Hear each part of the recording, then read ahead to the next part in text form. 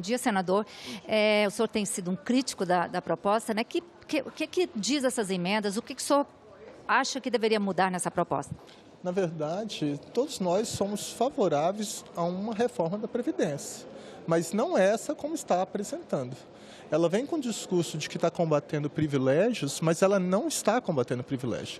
Muito pelo contrário, ela tem um destinatário.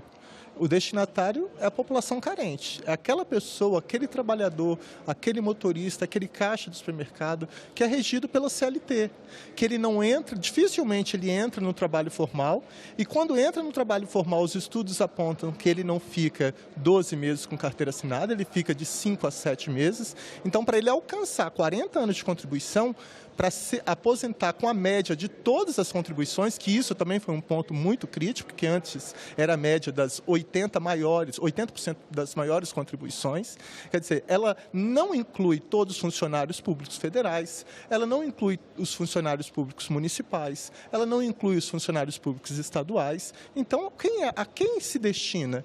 Quem é o verdadeiro destinatário? É a população que mais sofre. É a população. Nós estamos vindo de um cenário histórico que em 2017 esse mesmo Senado aprovou uma reforma trabalhista que fulminou com os direitos dos trabalhadores na CLT. Agora nós estamos numa recessão com mais de 15 milhões de desempregados ou subutilizados e vem agora a reforma da Previdência com esse ponto específico para atingir aquele que menos ganha. Olha, eu não posso achar razoável, e isso eu apresentei em emenda, que 86% das pensões por morte são atribuídas às mulheres. Claro, na maioria das vezes as mulheres elas renunciam à sua vida para dedicar à família, o marido, o esposo, os filhos, e no final da velhice perde o esposo, perde o marido, hoje ela recebe 100% da pensão, agora ela vai passar a receber 60%.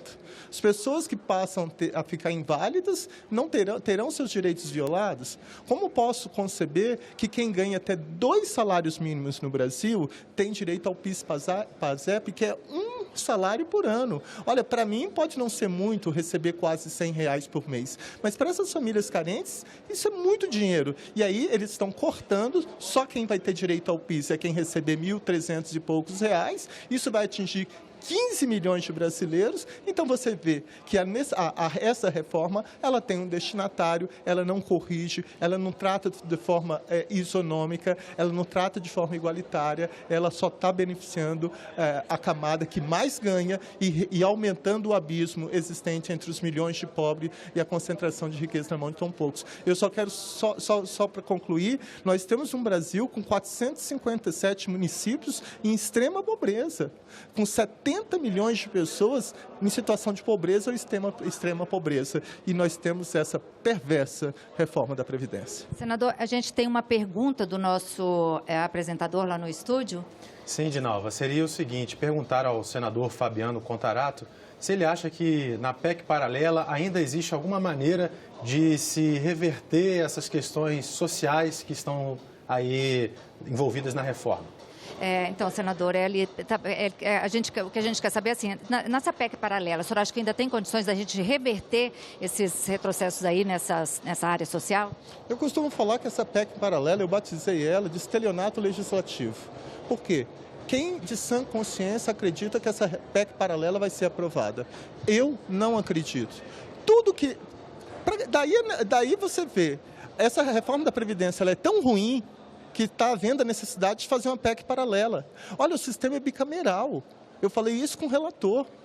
Não pode mudar substancialmente, entrar no mérito e alterar, porque senão volta para a Câmara. Que volte para a Câmara.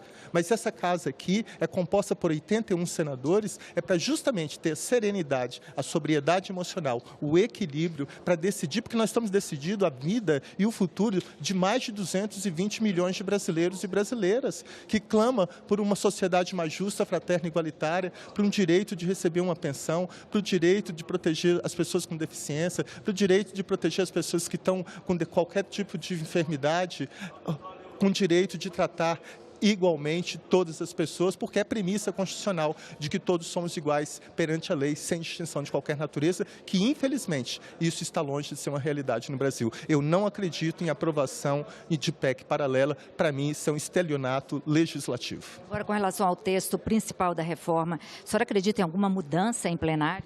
Olha, eu não quero ser pessimista, mas eu não acredito, pelo que eu participei na Comissão de Constituição e Justiça, todas as emendas, eu apresentei só na CCJ 6 ou 7 emendas, todas foram rejeitadas, o discurso é esse, e infelizmente o Senado tem se apequenando, tem se mostrado subserviente, submisso, ele tem aquecido com tudo que vem da Câmara, sem pensar, sem se debruçar sobre o assunto, ele tem agido como um mero carimbador e chancelador. É lamentável que esse Senado, que representa todos os estados da Federação, está aí para lutar por essa sociedade, para corrigir essas injustiças, vem se submetendo a um papel constrangedor, humilhante, subserviente como esse.